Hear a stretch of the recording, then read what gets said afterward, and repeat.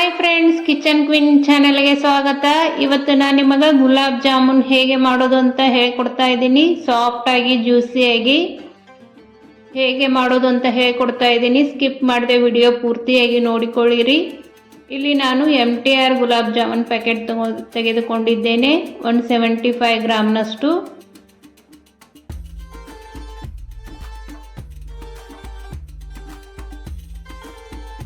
ಈ ರೀತಿ ಕೈಯಿಂದ ಚೆನ್ನಾಗಿ ಮಿಕ್ಸ್ ಮಾಡಿಕೊಳ್ಳಬೇಕು. ಗಂಟದು ಇರಬಾರದು. ಇದು ಒಂದು ಟಿಪ್. ಚೆನ್ನಾಗಿ ಮಿಕ್ಸ್ ಆಗಿರಬೇಕು. ಈಗ ಸ್ವಲ್ಪನೇ ನೀರನ್ನು ಹಾಕಿಕೊಳ್ತಾ ಹಿಟ್ಟನ್ನು ಮಿಕ್ಸ್ ಮಾಡಿಕೊಳ್ಳಬೇಕು. ನುಸ್ತಾ ಬೆರಳಿಂದ ಮಾತ್ರ ಹಿಟ್ಟನ್ನು ಮಿಕ್ಸ್ ಮಾಡಿಕೊಳ್ಳಬೇಕು, ನಾದಬಾರದು. ಇದು ಒಂದು ಟಿಪ್. ನೀರು ಒಮ್ಮೆಲೆ ಜಾಸ್ತಿ ಹಾಕಿಕೊಳ್ಳಬಾರದು. ಸ್ವಲ್ಪನೇ ಹಾಕುತ್ತಾ ಈ ರೀತಿ ಬೆರಳುಗಳಿಂದ ಚೆನ್ನಾಗಿ ಮಿಕ್ಸ್ ಮಾಡಿಕೊಳ್ಳಬೇಕು.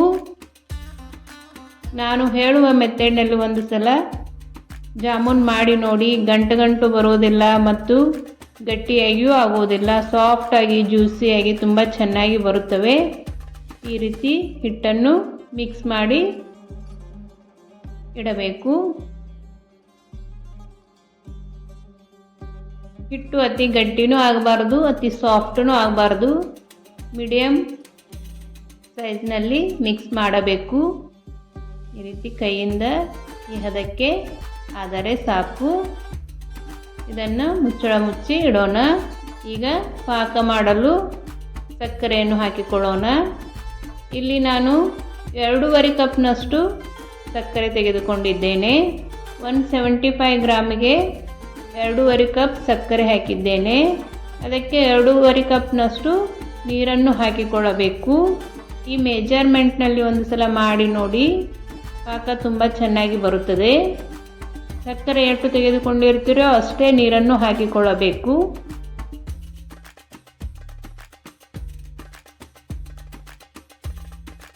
ಈಗ ಗ್ಯಾಸ್ ಮೇಲೆ ಇಟ್ಟು ಪಾಕ ಮಾಡಿಕೊಳ್ಳೋಣ.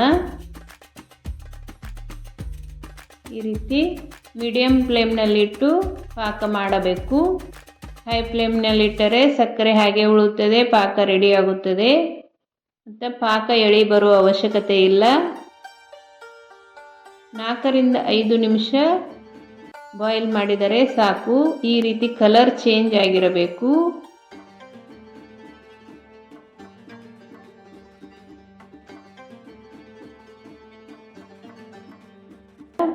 ಈಗ ಏಲಕ್ಕಿಯನ್ನು ಚೆನ್ನಾಗಿ ಜಜ್ಜಿ ಹಾಕಿಕೊಳ್ಳಬೇಕು.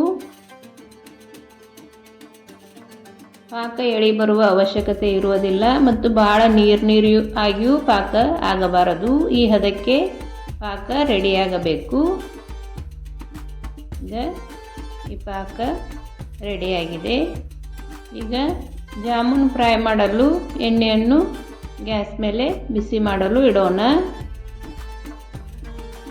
ಎಣ್ಣೆ ಬಿಸಿಯಾಗುವವರೆಗೂ ಜಾಮೂನನ್ನು ಬಾಲ್ಗಳಾಗಿ ಮಾಡಿಕೊಳ್ಳೋಣ. ನಾದಿಟ್ಟಿರುವ ಹಿಟ್ಟು ಈ ರೀತಿ ಕೈಯಿಂದ ಮತ್ತೆ ಸಾಫ್ಟಾಗಿ ಮಾಡಿಕೊಂಡು ಚಿಕ್ಕ ಉಂಡೆಗಳಾಗಿ ಮಾಡಿಕೊಳ್ಳಬೇಕು. ಹೀಗೆ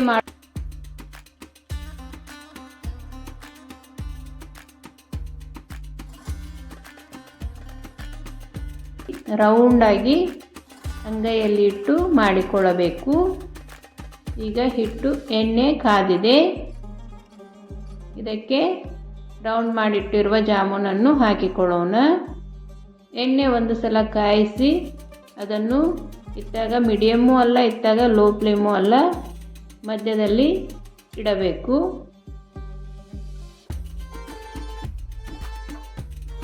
ಈಗ ಜಾಮೂನನ್ನು ಇದಕ್ಕೆ ಹಾಕಿಕೊಂಡು ಫ್ರೈ ಮಾಡಿಕೊಳ್ಳಬೇಕು.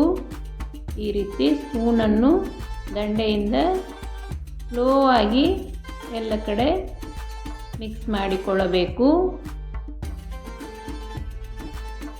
ಈ ರೀತಿ ಮಾಡುವುದರಿಂದ ಜಾಮೂನ್ ಕಟ್ಟು ಆಗುವುದಿಲ್ಲ.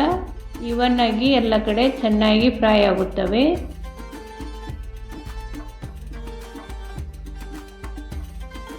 ನನ್ನ ಚಾನೆಲ್ನಲ್ಲಿ ಅನೇಕ ರೀತಿಯ ಈವ್ನಿಂಗ್ ಸ್ನ್ಯಾಕ್ಸ್ಗಳು, ಫೆಸ್ಟಿವಲ್ ರೆಸಿಪಿಗಳು ಇವೇ. ಒಂದು ಸಲ ಚಾನಲ್ ಚೆಕ್ ಮಾಡಿ. ನಿಮಗೆ ಇಷ್ಟವಾದರೆ ನಮ್ಮ ಚಾನಲನ್ನು ಸಬ್ಸ್ಕ್ರೈಬ್ ಮಾಡಿ, ಶೇರ್ ಮಾಡಿ, ಲೈಕ್ ಮಾಡಿ. ಪಕ್ಕದಲ್ಲೇ ಇರೋ ಬೆಲ್ ಐಕಾನನ್ನು ಕ್ಲಿಕ್ ಮಾಡಿ ಆಲ್ ಅಂತ ಸೆಲೆಕ್ಟ್ ಮಾಡಿರಿ. ಈ ರೀತಿ ಗೋಲ್ಡನ್ ಕಲರ್ ಬಂದರೆ ಸಾಕು.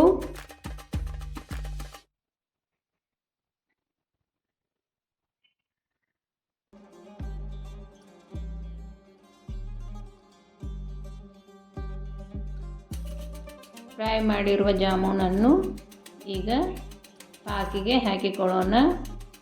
ಒಂದು ಪ್ಯಾಕೆಟ್ ಜಾಮೂನಲ್ಲಿ 35ರಿಂದ 40 ಜಾಮೂನ್ ರೆಡಿ ಆಗುತ್ತವೆ. ಚಿಕ್ಕ ಮಾಡಿದರೆ 40 ಆಗುತ್ತವೆ. ಸ್ವಲ್ಪ ಮೀಡಿಯಮ್ ಸೈಜ್ನಲ್ಲಿ ಮಾಡಿದರೆ 35-30 ಆಗುತ್ತವೆ. ಸಣ್ಣ ಫಂಕ್ಷನ್ಗಳಿಗೆ ಈ ಸ್ವೀಟ್ ತುಂಬ ಚೆನ್ನಾಗಿರುತ್ತದೆ. ಒಂದು ಸಲ ಟ್ರೈ ಮಾಡಿ. ಈ ರೀತಿ ಚೆನ್ನಾಗಿ ಪಾಕ್ನಲ್ಲಿ ಮಿಕ್ಸ್ ಮಾಡಿ ಮುಚ್ಚಳ ಮುಚ್ಚಿ ಇಟ್ಟು ನೆಕ್ಸ್ಟ್ ಡೇ ಯೂಸ್ ಮಾಡಬೇಕು.